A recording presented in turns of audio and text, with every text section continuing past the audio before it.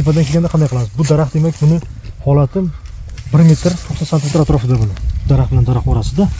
Shuning uchun demak buni haqqi mana shu 50 santimetrda, tamom. Bu tomonga shox kerak emas. Aha. Demak buni mevali shoxga qaytarib qo'yib kesaveraman hammasini. Mana shunaqa mevali shox buni tepada, juda tepada chunki qaychi ketyapti. Tepadan olinadi bu, platformada kesiladi. Bu shoxni qo'yamiz o'zicha yaxshi turibdi. Bu shox tik bo'lsa ham mevali, mana tik shox kerak bizga. Qo'shni shoxni kesdik. Mana bu shoxga endi mevaga qo'yishim kerak. Mana bu yerda kuchsizroq meva ko'p ekan, kuchsizroq shoxda kamaytiramiz mevalarda. Aha, buni o'ziga qo'yamiz. Demak, mana bu shoxlarni ham qaytarib kesamiz. Bu shoxcha mayda shoxcha bo'lsa qaytarib kesamiz. Juda uzun bo'lsa, mana qaytarib kesamizda mevaga qaytaraveramiz. Mevani balansini olamiz biz. Shox qandaga qarab.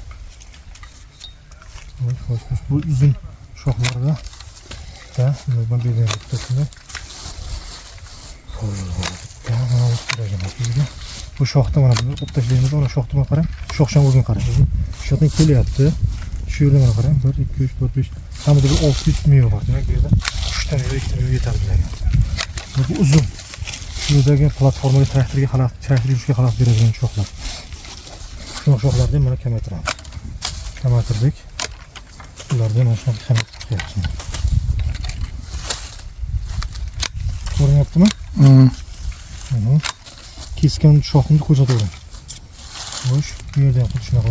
Bu ingichka shox, mevasi ko'p, bitta shox meva yetadi.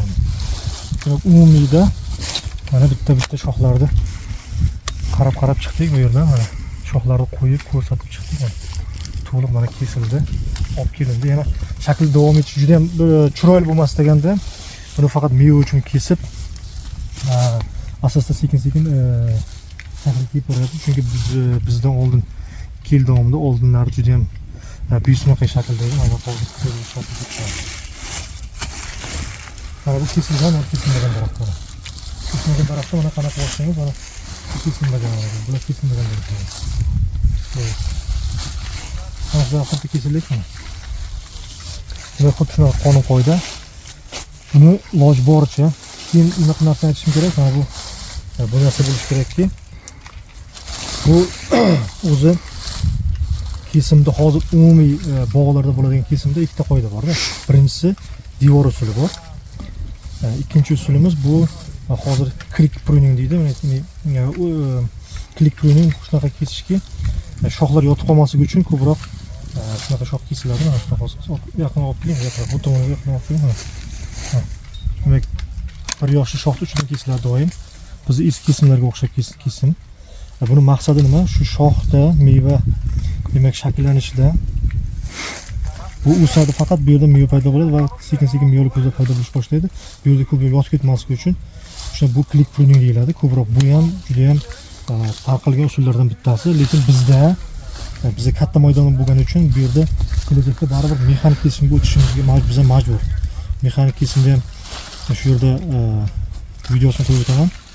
O'sha yerda ko'rinadiki, bu mexanik usulda bitta texnikamiz. Biz hisob kitobchimizcha plus minus 50 ta kesuvchi, ya'ni ishchilarni o'rnini bosishi mumkin. O'sha uchun uni baribir kelajakda katta bog'larda o'shanga o'tishimizga majburmiz. O'sha uchun biz nima qilishimiz kerak?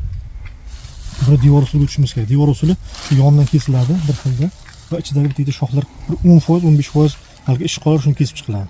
Tamam, tezroq bo'ladi. Sizga kamida 70-80% ishingiz tezlashadi-da. O'sha uchun demak bizlar hozircha click pruning va devor usulini tanlaymiz. Wall system deydi buni. Devor usuli yondan 60 cm, 40 cm shoxlar chiqadi va kesiladi va shuni qo'yiladi. Buni maqsadi nima? Katta bog'larda, xususiy 500 gita, 600 gita bog'larda demak meva pishib bo'lgandan keyin bosasangiz, to gullagancha ham o'sha ulgurmaydi katta bog'larda. Hozir o'sha bog'larda ulgurmasligi uchun to'liq mexanik kesimga o'tilyapti. Hozir o'sha o'tgan.